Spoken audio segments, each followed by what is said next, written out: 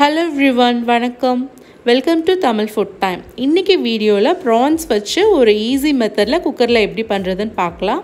நான் வந்து இதுக்கு 1/2 kg ப்ரான்ஸ் எடுத்திருக்கேன்.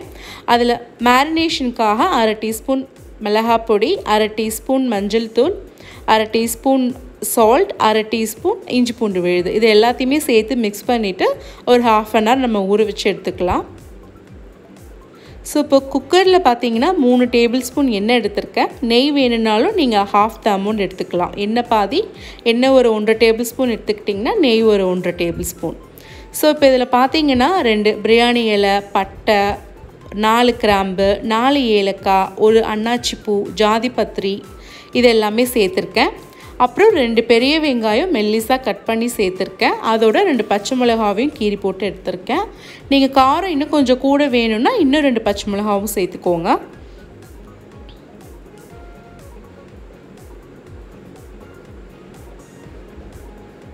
ஸோ இந்த பெரிய வெங்காயம் கொஞ்சம் வதங்கி வந்ததுக்கப்புறம் நான் ஒரு 10லேருந்து 15 சின்ன வெங்காயம் மிக்சியில் அரைச்சி எடுத்து அதையும் கொஞ்சம் சேர்த்துருக்கேன். எப்போவுமே சின்ன வெங்காயம் பேஸ்ட்டு வந்து நீங்கள் பிரியாணிக்கு ஆட் பண்ணிங்கன்னா இன்னும் கொஞ்சம் நல்லா டேஸ்ட்டாக இருக்கும். அப்புறம் ஒரு 1.5 டீஸ்பூன் இஞ்சி பூண்டு பேஸ்ட்டு, 2 பெரிய தக்காளி, இது தக்காளியும் கொஞ்சம் வதங்கினதுக்கப்புறம் சின்ன சின்னதாக கட் பண்ண புதினா, கொத்தமல்லி இதையும் சேர்த்து நல்லா வதக்கி எடுத்துக்கோங்க. அதுக்கப்புறம் ஒரு 1/2 டீஸ்பூன் மிளகாய் பொடி, 1/2 டீஸ்பூன் மிளகு பொடி, 1/2 டீஸ்பூன் கொத்தமல்லி பொடி, 1/2 டீஸ்பூன் கரம் மசாலா, 1/2 டீஸ்பூன் சீரகத்தூள், அப்புறம் ஒரு டீஸ்பூன் சால்ட், உங்களுக்கு எவ்வளோ தேவையோ அதை வந்து ஆட் பண்ணிவிட்டு இதையும் நல்லா பச்சை வாடை போகிற வரைக்கும் நல்லா வதக்கி எடுத்துக்கோங்க. அதுக்கப்புறம் ஊற வச்ச ப்ரான்ஸையும் எடுத்து இதில் சேர்த்துக்கலாம்.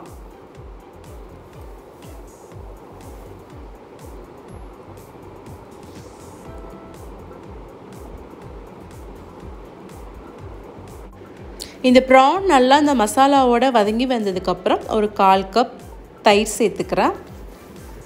இதையும் நல்லா வதக்கி எடுத்ததுக்கப்புறம் 2 கப்பு சீரக சம்பா அரிசியை வந்து 20 நிமிஷம் தண்ணியில் ஊற வச்சு அதை அலசிட்டு அதையும் இதில் வந்து சேர்த்துக்கிறேன். ஸோ 1/2 கிலோ ப்ரானுக்கு 2 கப் அரிசி எடுத்திருக்கேன்.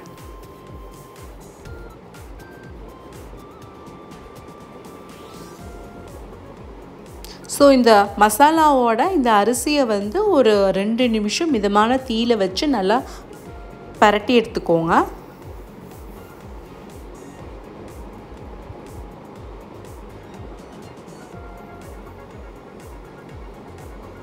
தண்ணியோட அளவு பார்த்தீங்கன்னா நான் 2 கப் அரிசிக்கு 3 கப்பு தான் எடுத்திருக்கேன். இதுக்கு மேலே சேர்க்க வேணாம், இதுதான் கரெக்டான அளவு. நீங்கள் வேணும்னா இன்னும் ஒரு 1/2 கப் கம்மி வேணாலும் பண்ணிக்கோங்க.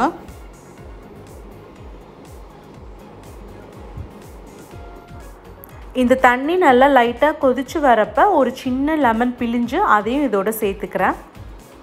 ஸோ இப்போ நம்ம குக்கரோட மூடி போட்டு மீடியம் ஃப்ளேமில் 2 விசில் வச்சு எடுத்துக்கலாம்.